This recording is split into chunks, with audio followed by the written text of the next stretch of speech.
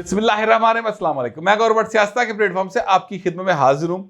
मुझे एक गाना याद आ रहा है, पंजाबी की फिल्म थी, पाकिस्तान में बनी, नूर जान ने गाया, हशर नशर उस फिल्म का नाम था और उसका गाना बड़ा मशहूर है। आपने यकीनी तौर पर सुना होगा, लेकिन मुझे वो बड़ा याद आ रहा है। मैं चाहता हूँ कि आप मुझसे वो गाने के बोल सुन लें और ख़ुद बाद में ज़रूर सुनिएगा। प्यार दी कहानी लोगों किथे आके रुक गई, हासिया तो शुरू हुई, हंजुआ तो मुक गई। ये मुझे क्यों याद आ रहा है, ये इसकी तफसीलात मैं आपके साथ भी शेयर करूंगा।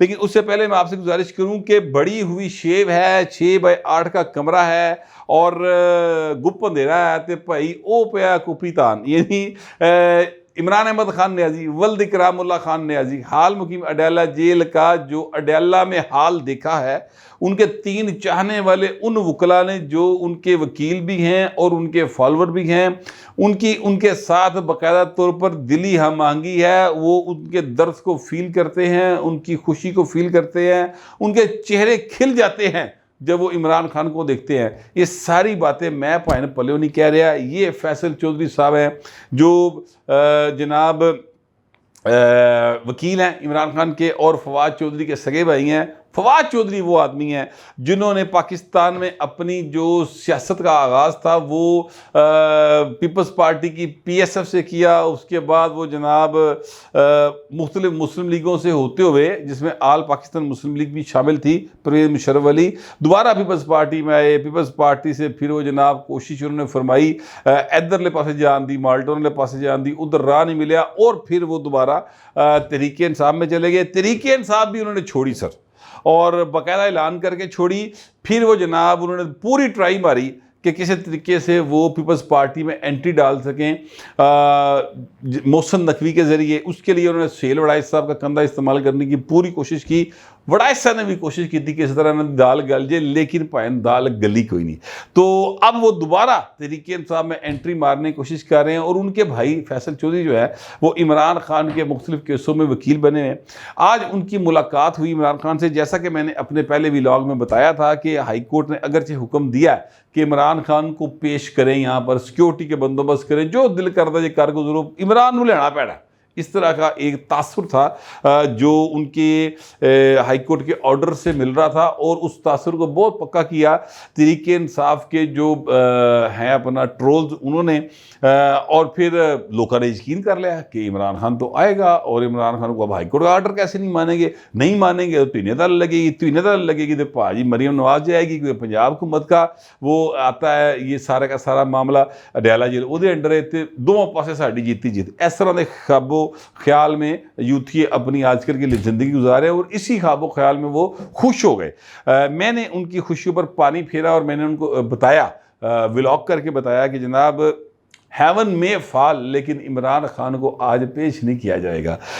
और फिर वही हुआ कि इमरान खान को पेश करने से हुकाम ने माजरत कर ली और फिर अदालत ने कहा कि चले इनके 3 वकला की वहाँ पर मुलाकात करवा दें अडयाला जेल में। तो अडयाला जेल में उनकी मुलाकात हुई सर, और अडयाला जेल में मुलाकात के बाद बाहर निकले तो फैसल चौधरी जो फवाद चौधरी के भाई हैं उन्होंने प्रेस कॉन्फ्रेंस की, शुएब शहीन साहब थे और सलमान अकरम राजा साहब थे। तो फैसल चौधरी काफ़ी जज्बाती हो के ये तासुर देने की कोशिश कर रहे थे कि उन्होंने जिंद जान इमरान खान हो सकता है ऐसे ही हो, मैं किसी की नीयत पे शक नहीं कर रहा। मैं तो सिर्फ उनके ख़ानदान के कुछ एक्स गिनवाए हैं, सके भरा देना, उसके बाद क्या मामला होते हैं वो अगली गल है। लेकिन अभी जो उन्होंने कहा और जो माजी है वो मैंने आपके सामने रख दिया।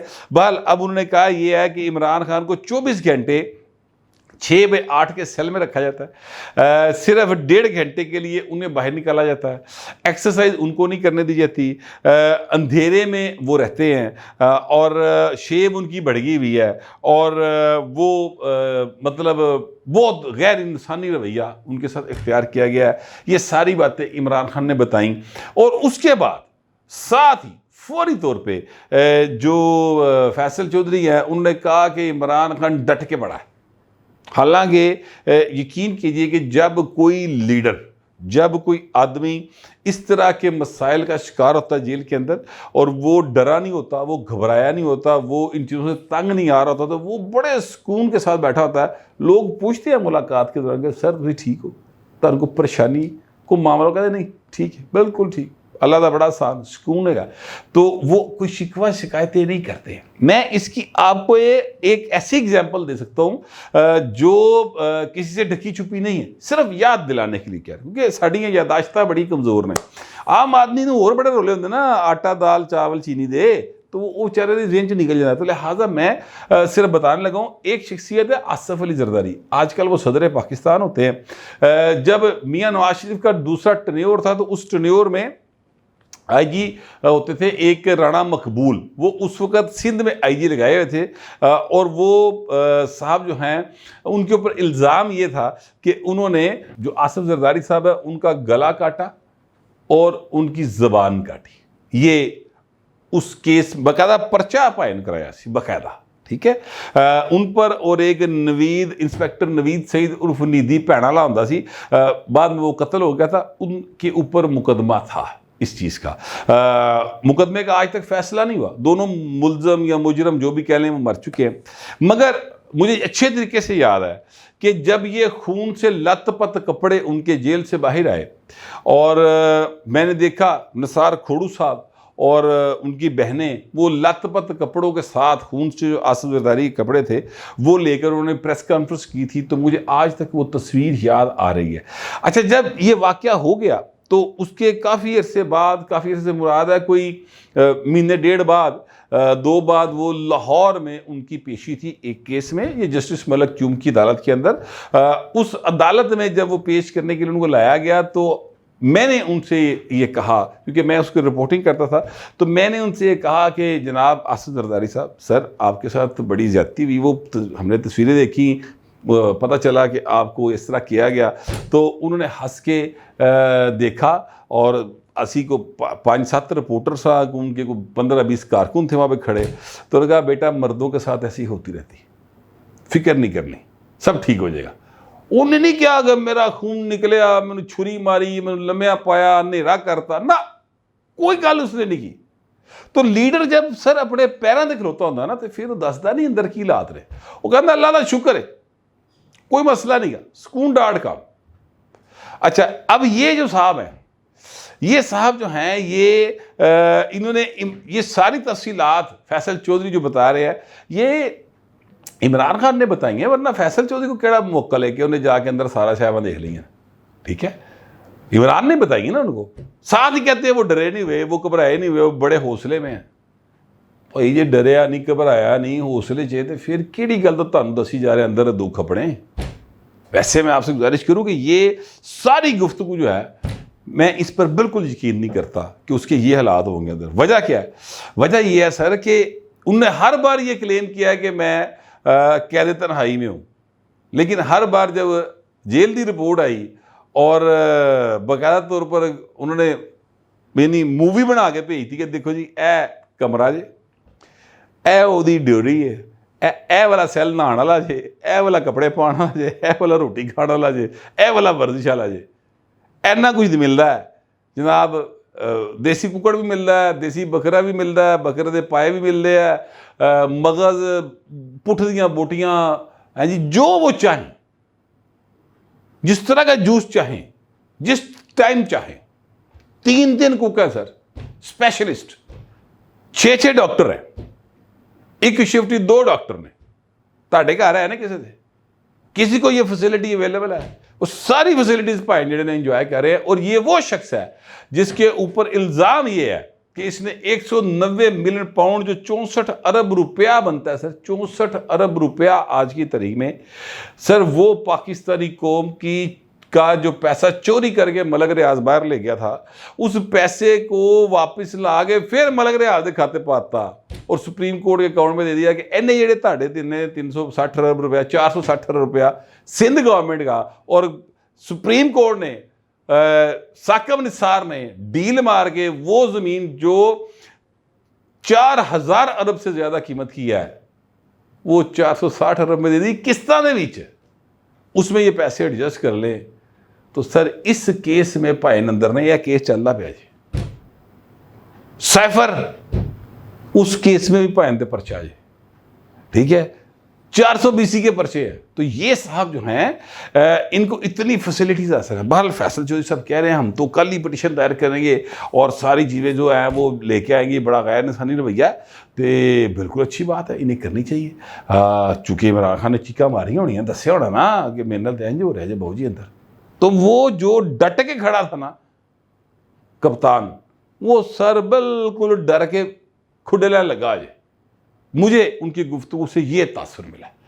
हो सकता है जो मैं तासुर ले रहा हूँ बिल्कुल ही गलत हो, मैं कहना कोई अरस्तू हाँ कि सारी गल्लां मेरी ठीक होनी है, लेकिन मैंने जो इनका माजी है, जो इनका हाल है, उसको देखते हुए मैंने इन चीज़ों से ये तासुर लिया और वो मैंने अक्सर पेश किया। बाल बुशरा बीबी जो हैं वो कल ही इसहाक सर ने बता दिया था कि वो कल की दिन में तो रहा नहीं होंगी, लेकिन आज हो जाएंगी, और आज वो रहा हो गई।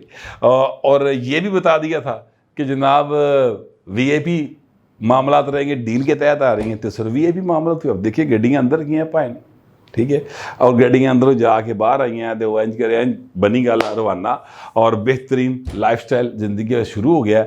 अच्छा, अब इनकी रहाई के ऊपर बहुत सारी बातें हो रही।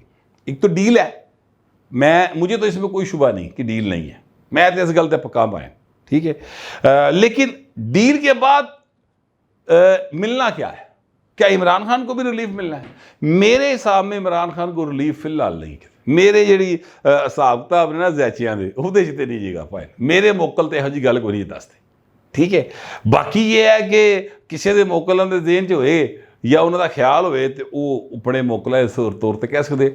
मेरे ख्याल में तो इमरान खान के लिए रिलीफ नहीं, तकलीफ ही तकलीफ है, लंबे अरसे तक अभी तकलीफ ही तकलीफ है। फ़िलहाल वो रिलीफ के हवाले से जो है उनके ऐसी मामला नहीं सामने आ रहे।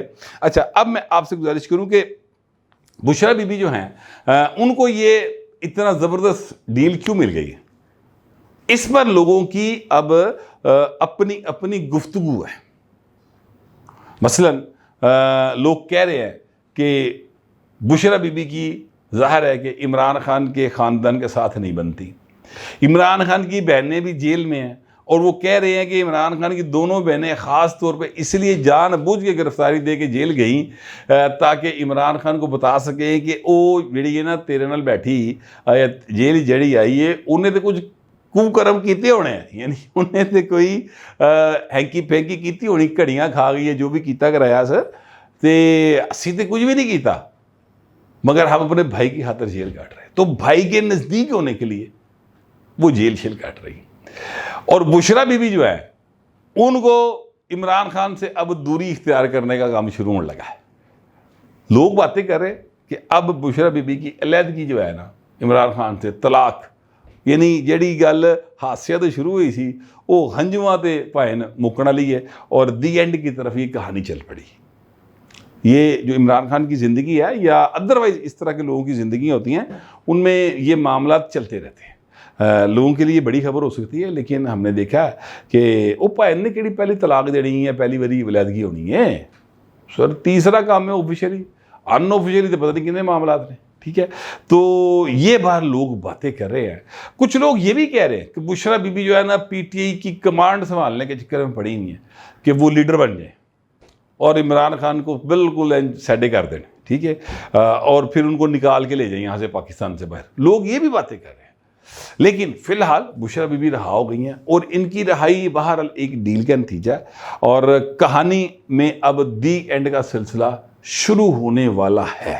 इस तरह के इशारे मिल रहे हैं। मैं ये नहीं कह रहा कि पक्की गल्ला ने, इशारे ज़रूर मिल रहे हैं। अब देखिए आगे जाके ये इशारे आखिरकार किस अंजाम से दो चार होते हैं, ये आने वाला वक्त बताएगा। मेरे पास जो इतला थी, मेरा ख्याल था, वो मैंने आपसे शेयर कर लिया। आप दोस्तों दरख्वास्त कमेंट ज़रूर कीजिएगा, मगर ज़रा तहजीब के साथ। फिर वक्त इतने मिलते अगले व्लॉग में।